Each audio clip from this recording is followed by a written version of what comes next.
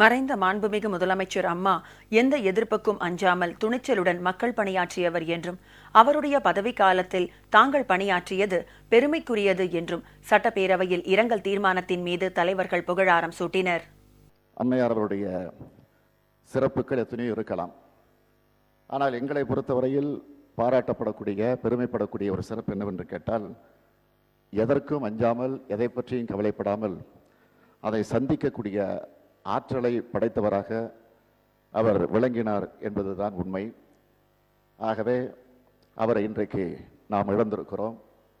ஆகவே திராவிட முன்னேற்ற கழகத்தின் சார்பில் என்னுடைய ஆழ்ந்த இரங்கலை தெரிவித்து அமைகிறேன்.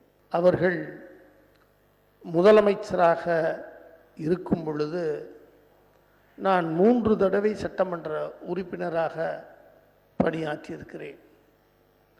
பல நேரங்களிலே பல பிரச்சனைகளிலே அவர்களது அணுகுமுறையை கண்டு நான் பல முறை வியந்திருக்கிறேன். பெரிய இழப்பு. ஒரு இரும்பு மனிதரை இழந்திருக்கிறோம். அவர்கள் சாத்மா சாந்தி அடைய எல்லாம் வல்ல இறைவனை நான் பிரார்த்திக்கிறேன். சிறுபான்மை சமுதாயம், தாழ்த்தப்பட்ட அடித்தட்டு மக்களின் உயிரோக்காக மறைந்த முதல்வர் அவர்கள் ஆற்றிய பணிகளுக்கும் இங்கே நன்றி உணர்வோடு நான் தெரிவிக்க கடமைப்பட்டிருக்கின்றேன்.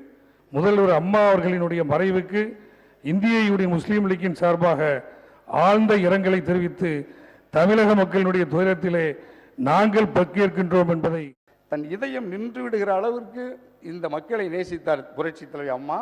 அப்படி புரட்சி தலைவி அம்மா அவர்களை நாட்டு மக்கள் நேசித்தார். எப்படிப்பட்ட இந்த வேதனையை துன்பத்தோடு புரட்சி தலைவி அம்மா அவர்களுடைய இந்த இறப்பை, நம்மை விட்டு மறைவை அவர்கள் வருந்துகிறார்களோ வேதனைப்படுகிறார்களோ, அதே வேதனையோடு என்னுடைய வேதனையையும் புரட்சி தலைவி அம்மா அவர்களுக்கு என்னுடைய புகழாஞ்சலியை பதிவு செய்து, ஐயா பெரியாரின் துணிச்சலையும் பேரறிஞர் அண்ணா அவர்களின் பண்புகளையும் பொன்மனச் செம்மல் ஐயா எம்ஜிஆர் அவர்களின் இரக்க உணர்வுகளையும் தன்னர்த்தை கொண்ட தனிப்பெரும் தலைவராக தமிழ்நாட்டில் 33 ஆண்டு காலமாக அம்மா அவர்கள் வலம் வந்தார்கள். ஒட்டுமொத்த தமிழினமும் அவருடைய மரணத்திற்காக தன்னுடைய ஆழ்ந்த வருத்தங்களை வெளிப்படுத்தியது. அம்மா அவருடைய புகழை வரலாறு பாராட்டும். என்றைக்கு என் தெய்வ திருமகனாருக்கு தங்க கவசம் வைத்து அவரை தெய்வ கடவுளாக மாற்றினாரோ அதே தெய்வ நிலையை அம்மா அவர்கள் அடைவார்கள்.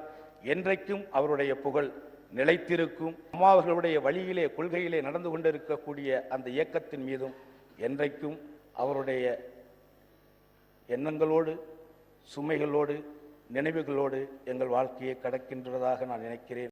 She was a dynamic, caring, loving, sharing leader. Yes, she was, in short, having all the qualities of a true mother as well. And that is why the whole of Tamil Nadu refers to her. And even internationally, she is known as the Amma of Tamil Nadu. She lived every second of her life. She took every breath of her life. Every heartbeat of her heart was for the people of Tamil Nadu. The world has definitely lost a wonderful leader. மாண்புமிகு அம்மா அவர்களின் மறைவால் வருந்தும் அனைவருக்கும் என்னுடைய ஆழ்ந்த இரங்கலை தெரிவித்துக் கொள்ளுகிறேன்.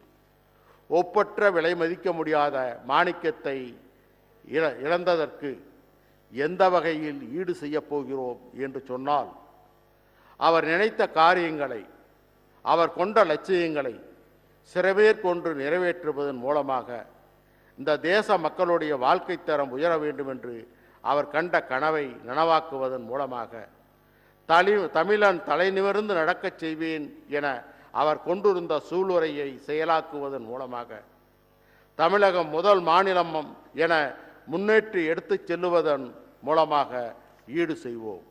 அந்த வகையில் அவருக்கு அஞ்சலி செலுத்த முடியும். புரட்சி தலைவி அம்மா நாமம் வாழ்க என்னும் உந்து விசை கூட்டுகிற ஒப்பில்லா மந்திரத்தை இனி சேர்த்தே ஒலிப்போம். எதுவரினும் எவர் வடினும் தாயின் வழித்தடத்தில் நடந்தே தடைகளை சாய்ப்போம். ஒரு தாயின் பிள்ளையாய் ஒற்றுமையாய் உழைப்போம்.